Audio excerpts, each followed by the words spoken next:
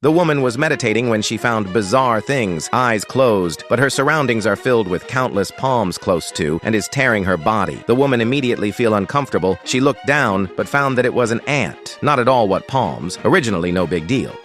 But when the woman looked aside, there was more than one ant on the floor of the house. Following their trajectory, the woman slowly moved forward, only to realize that the no ants were all crawling towards the cave on the wall. Daisy had trouble comprehending it and rushed to the outside of the cave to check it out, but it was so dark inside that she couldn't see anything at all.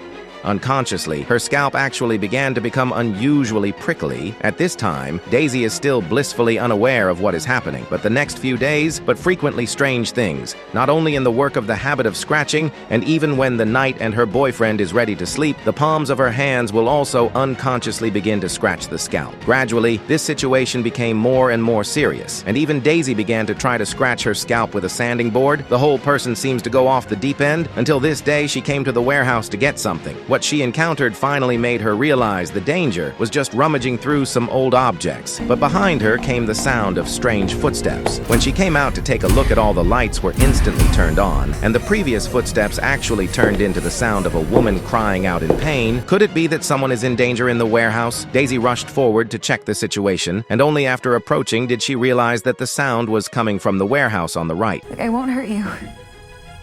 Daisy just asked, but looked down and found that there is no crying girl in the warehouse. Only the ants crawling all over the house. Just when Daisy cannot understand the source of the ants, the mirror inside a black figure suddenly appeared. A hand embraced her, but fortunately, only the warehouse manager only. After this incident, Daisy finally became cautious, rushed home to find the cave, with cement plaster tightly sealed. But the scalp prickling itch is still not relieved. Late at night, an ant climbed into Daisy's nostrils, the couch to sleep. She suddenly felt abnormal, was climbed into the nostrils of the ants, choking, coughing again and again. The sensation was as if she was suffocating and was followed by the vomiting of thousands of ants from her body.